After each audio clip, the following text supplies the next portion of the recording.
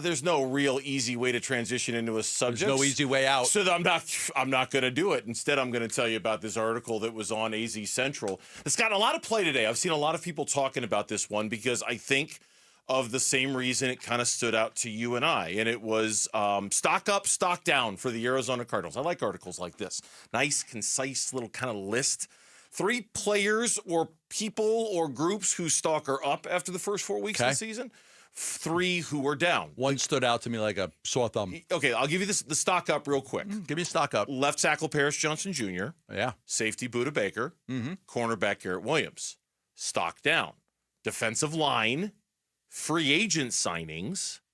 Offensive coordinator Drew Petzing. Save that one for last because that's the one that stands out. Well, because it's just crazy that the shifts in momentum, the shifts in the tide or whatever the word is, the shifts that go up and down. Like a couple of weeks ago, we were like, Drew Petzing's out of here. Like after that Rams game, it's like, oh my God, like this guy's young genius, and look what he just did to the Rams and this offense with all the weapons they have. He has a good year. You're going to be looking at him as a candidate for the, could he be the Giants' next head coach? We're talking, Lord, could he be the Bears' next head coach? And then, you have some hiccups and you don't play very well, and all of a sudden your stock is down. The shifts in flow, is that what it is? The ebbs and flow? Ebbs and flow. The ebbs and flow. Gee, I can't get that word out. The ebbs and flow. It's, you're so high and then you're so low, and can you get it back to high again? We all think that Petzing is a good offensive mind. And after the Rams game, we were just like, that was the high. Like, that was the high. And we said it at the time. Like, I don't know that Kyler Murray can he's not going to play a better game than this all year, but he's got to have really good games. And they may not play a better game. We may get to the end of the season. That's the best game they played. And maybe rightfully so because it was such a good game. But that's the name that sticks out to me because, we thought that he could have been on a fast track after that game to being a head coach. It's a name that stands out to me too, and I thought about that, but I also thought that there's probably nobody under more pressure with the Cardinals right now than Drew Petzing to figure this out. Like I can't imagine. I'm thinking about the entire organization. Players, coaches, everybody. And I can't imagine there's anybody who has been under more pressure this week. Not necessarily applied by Jonathan Gannon, but just self-applied, than Drew Petzing. He's got a lot to figure out.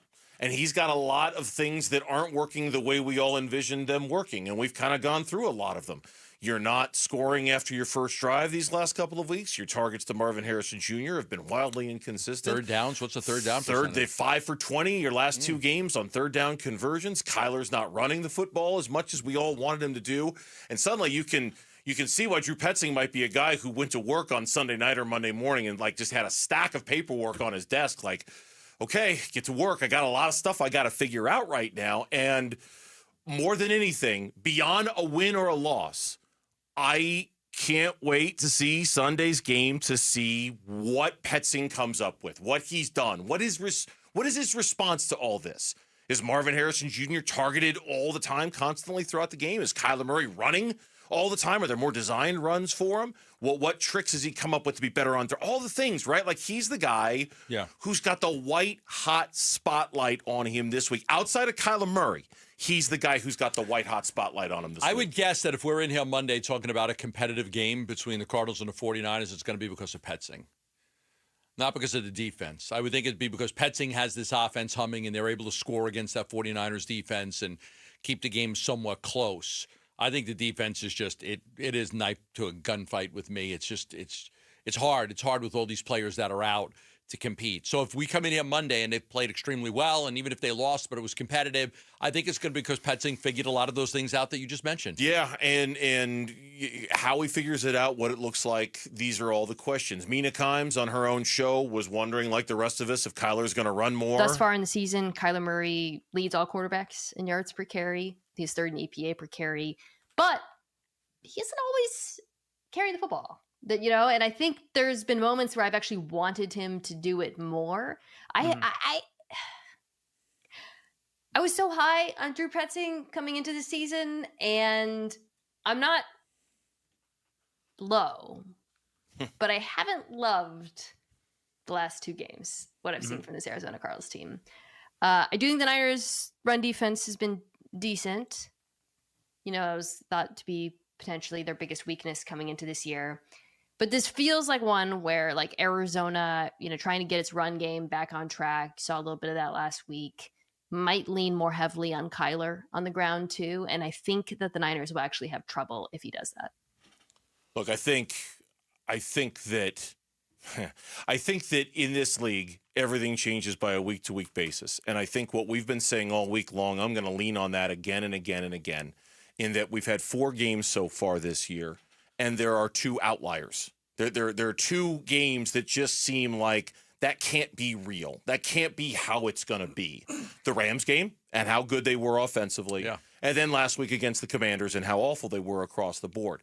Is this weekend against the Niners closer to their baseline of reality? Is it closer to who they are and who they're going to be? And I think beyond whether they win or lose, the number one topic for me after Sunday's game will be, how did the offense perform? Because if anything is going to get them out of this hole they've dug for themselves, it is their offense. Yeah, I'll take it a step further. How many times did Murray run, and how successful was he with those runs?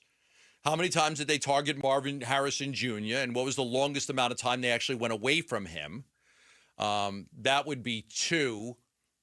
And I think, if I'm looking at so 1 is Murray running, 2 is Marvin Harrison Jr.'s impact, then 3 would be third downs. Can they be better than 25% on these third downs? So on Monday, those will be the 3 things I'll focus on. I'll throw in a 4th. Go ahead, how they do after the first one. How they do after the first drive. Okay. How they do after the first drive. And whether it's how they do on the first drive and then how they sustain it after the first drive. Watch, this week they go 3 and out on the first drive. And then, just mark my words, they're going 3 and out on the first drive because we've just talked about it so much. 1, 2, 3, punt, first drive. It could be. Yeah, it could be. Possibly.